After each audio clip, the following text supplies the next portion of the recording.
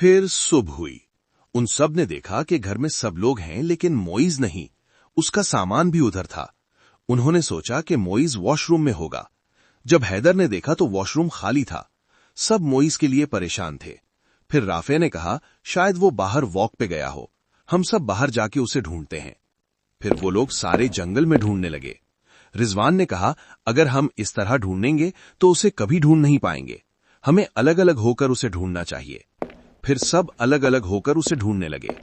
अचानक रिजवान ने जोर की चीख मारी। दोनों रिजवान के पास भागते हुए पहुंचे तो देखा कि वहां मोइज की डेड बॉडी थी। उसकी बॉडी पर नाखूनों के निशान थे। वो पूरा खून में लथपथ था। उसे देखकर सब घबरा गए। उन्हें लगा कि उनके दोस्त की ये हालत किसी जानवर ने की है।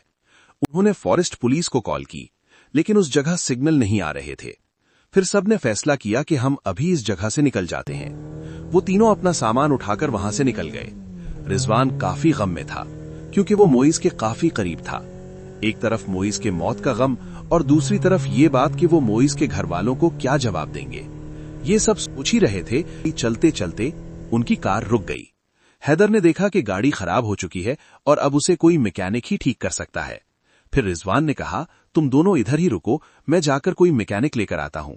उन दोनों ने रिजवान को रोकने की कोशिश की लेकिन वो माना नहीं और वो मैकेनिक को ढूंढने निकल गया। फिर चलते चलते वो काफी आगे निकल चुका। रात हो चुकी थी। उसे एक मैकेनिक की दुकान दिखी लेकिन वो बंद थी। अब मैकेनिक कहां से लाऊं? वो ये सोच ही रहा था कि उसे एक लड़की दिखी। वो लड़की बहुत खूबसूरत थी। रिजवान अपनी नजरें उस लड़की पर से हटा ही नहीं पा रहा था, मानो जैसे उसकी आंखों में कोई जादू हो। उस लड़की ने कहा क्या आप मेरी एक हेल्प कर सकते हैं? दरअसल मुझे अपने घर जाना है, लेकिन मेरे घर से कुछ दूर पहले 2-3 कुत्ते घूमते रहते हैं। मुझे कुत्तों से बहुत डर लगता है। अगर आप बुरा ना माने तो क्या आप मेरे साथ मेरे घर तक चल सकते हैं? रिजवान तो जैसे भूल गया कि उसके दोस्त उसका इंतजार कर रहे हैं। उसने बोला जी बिल्कुल। फिर रिजवान उस लड़की के साथ चलने लगा। चलते चलते रिजवान सोचा कि जब से वो लोग यहां पर आए हैं इन्होंने एक भी जानवर या कोई कुत्ता नहीं देखा। तो रिजवान ने लड़की से पूछा आपने कहा था कि यहां पर कुत्ते घूमते हैं, लेकिन अभी रास्ते में तो हमें एक भी कुत्ता नहीं दिखा। उस लड़की ने कोई जवाब नहीं दिया। फिर कुछ देर बाद लड़की कहा कि बस मेरा घर आ गया। जब रिजवान ने देखा कि वहां कोई घर नहीं बल्कि एक सुनसान कब्रिस्तान था। रिजवान ने कहा कि ये तो कब्रिस्तान है, आपका घर आगे होगा। लड़की ने कोई जवाब नहीं दिया। रिजवान घबरा गया। फिर उसने देखा कि वो लड़की का रूप धीरे धीरे तब्दील हो रहा है। फिर अचानक वो लड़की एक खौफनाक डायन में बदल चुकी थी। रिजवान चीखने और भागने की कोशिश कर रहा था, लेकिन वो ऐसा नहीं कर पा रहा था, जैसे उसकी बॉडी उसके कंट्रोल में नहीं है। फिर वो डायन उसका गला दबाने लगी। हैदर और राफे को रिजवान का इंतजार करते हुए काफी टाइम हो गया था। फिर राफे को सड़क पे कहीं दूर एक औरत दिखाई दी, लेकिन दूर होने की वजह से वो उसे ठीक से देख नहीं पा रहा था। राफे ने हैदर से बोला क्या तुझे वो लड़की दिख रही है? हैदर ने पूछा कौन सी लड़की? उसने बोला अरे यार यही लड़की जो रोड पे खड़ी है।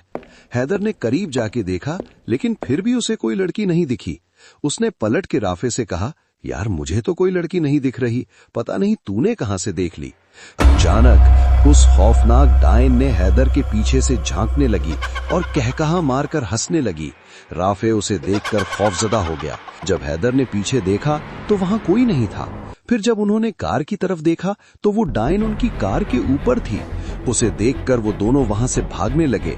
भागते भागते जब उन्होंने पलट के देखा तो वो डायन उनके पीछे ही भाग रही थी। वो दोनों अपनी पूरी ताकत से भागे। भागते भागते वो काफी दूर निकल चुके थे। जब पीछे पलट के देखा तो वो डायन उनके पीछे नहीं थी। भागते भागते जब वो रुके तो देखा कि सामने रोड पर एक कार खड़ी है। जब उन्होंने सही से देखा तो वो उन्हीं की कार थी। इसका मतलब कि वो घूमकर वापस उसी जगह पर पहुंच गए थे और वो डायन दोबारा से उनके सामने आ चुकी थी। वो लोग खौफ के मारे कांप रहे थे। फिर वो डायन जोर से चीखने